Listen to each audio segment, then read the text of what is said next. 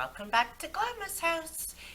Today I am going to make something that is going to look beautiful, but it makes me a little bit sad. Well, not just a little bit, quite a bit sad. I am making an urn. I'm making an urn for my brother-in-law, whose beloved pet Iggy. Iggy is a fabulous dog, and my brother-in-law is absolutely a fabulous man.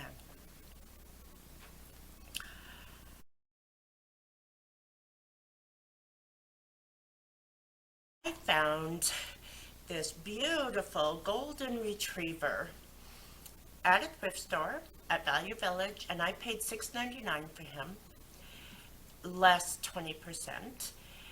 And I'm going to make him the urn. And I also found I have a napkin holder that I'm going to use. I have a wooden tray that I will be mounting this all onto. And I have a photo album that I will also be attaching. So everything that I bought cost me $10. This napkin holder was $1.99, no discount. And this was $1.99, no discount. So that's $4, and then he was $7, but then with my 20% off coupon, it was right around $10. So let's get started, and I'll show you how I am going to turn this beautiful leather-bound golden retriever into a home for Iggy's ashes.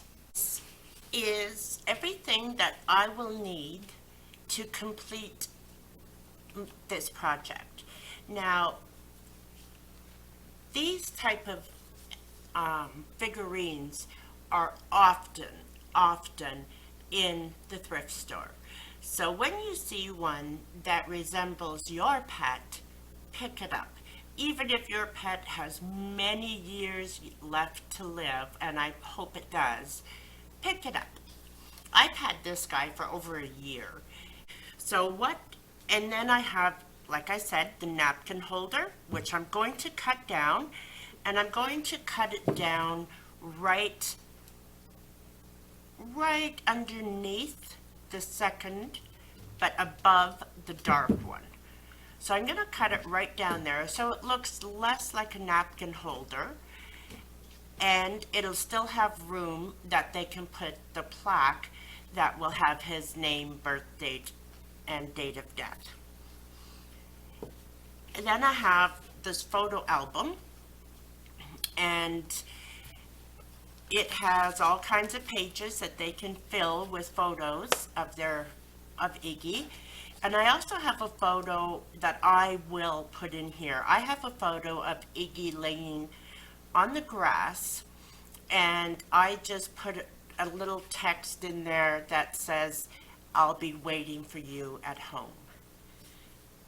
So we will print that out as well. And then I have this little tray.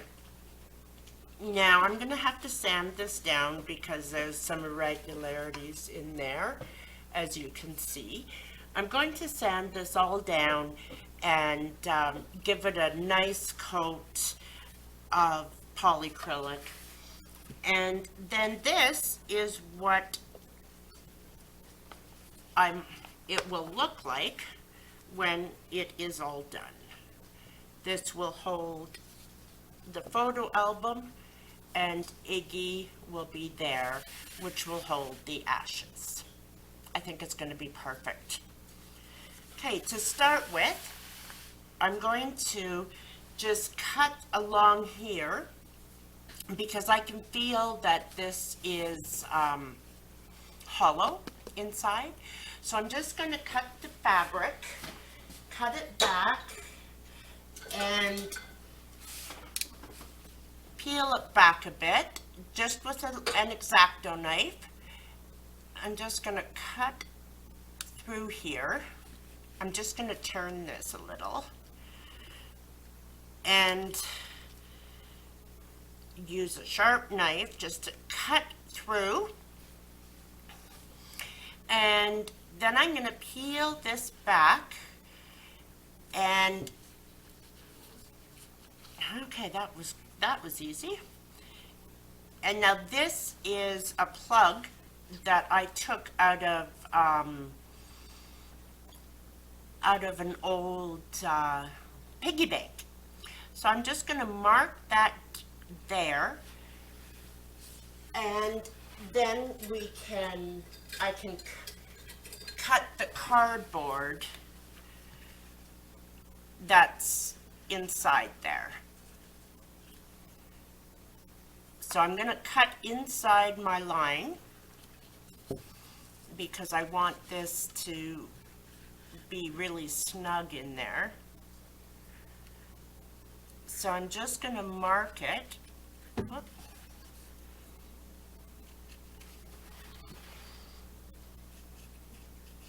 And again, I am going to cut inside of my line. So I will do that, and then I will be back. Now, I cut my hole inside the line that I drew so that this will snugly fit inside there. And I had to cut a little of the top edge down. So I just put this down and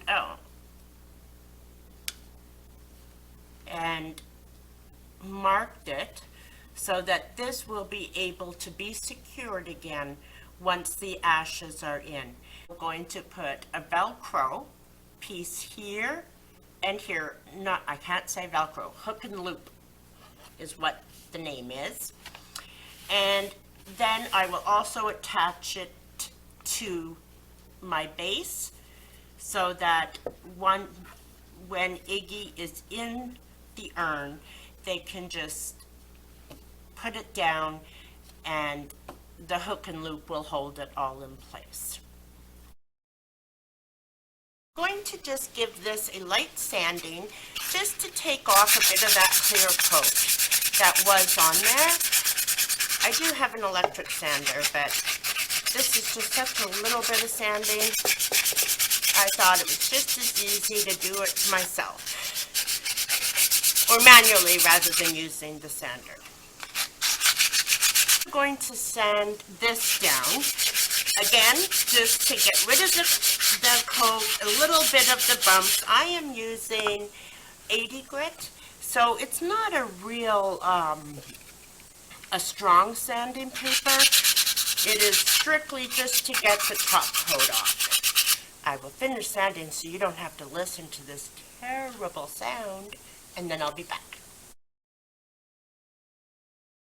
So while we're waiting for this wood to dry, I am going to apply a felt underneath it so that they don't have to worry about it scratching anything.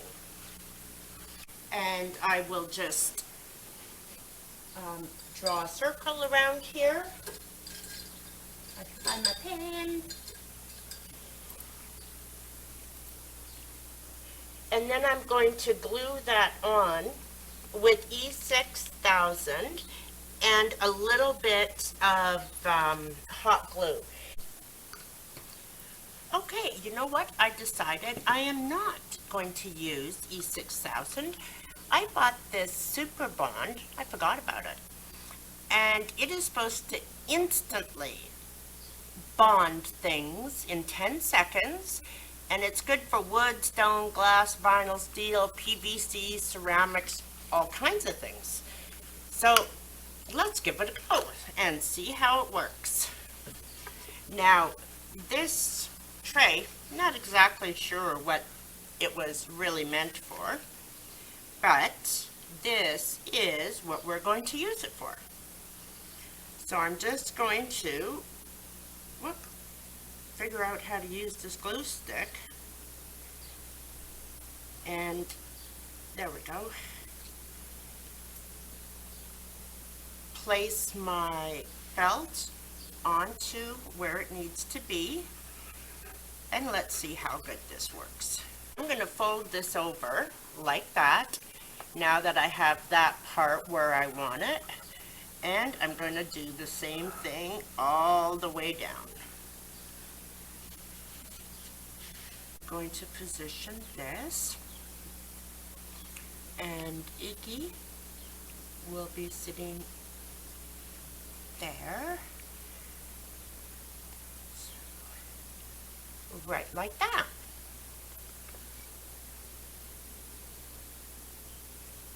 So I'm just going to put a bead of glue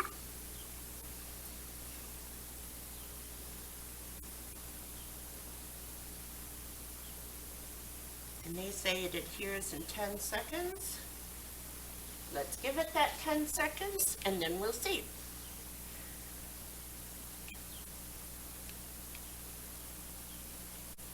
I might still put a little screw in there. I probably would feel more comfortable knowing that it was there, but we'll see.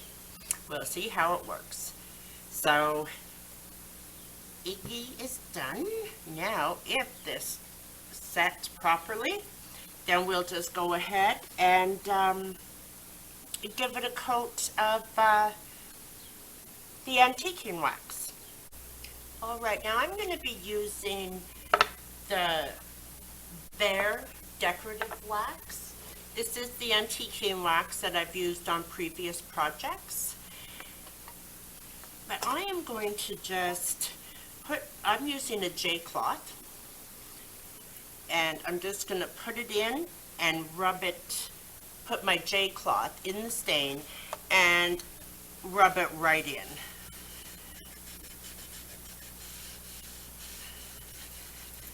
And the more you rub this, the glossier it gets.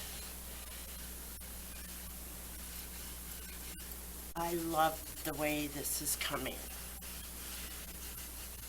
I'm going to finish this up and then I will show you. And there's the finished product. I have sealed it now, so it would be fine to leave just like this, but I am going to put a coat of polyacrylic on it just to make sure that when my sister is a clean freak, she'll be cleaning this a million times a day. So I just want to make sure that she doesn't go through the wax.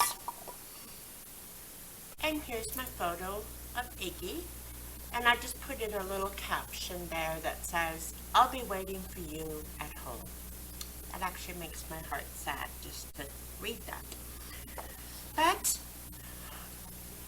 I guess we can't really accept life if we don't accept death. So Iggy was a very, very lively pup who gave Les and Kathy, along with the rest of our family and their family, years and years and years of life. So, unfortunately, this is the sad part. And there it is, all complete, with the little photo album,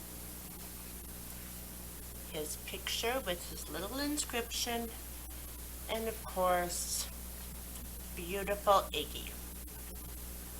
So, that's a wrap.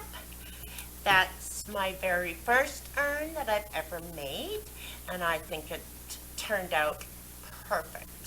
So I hope I've encouraged you to look for new ways or new items that you could possibly make into an urn if you don't want to sprinkle the ashes of your beloved pet.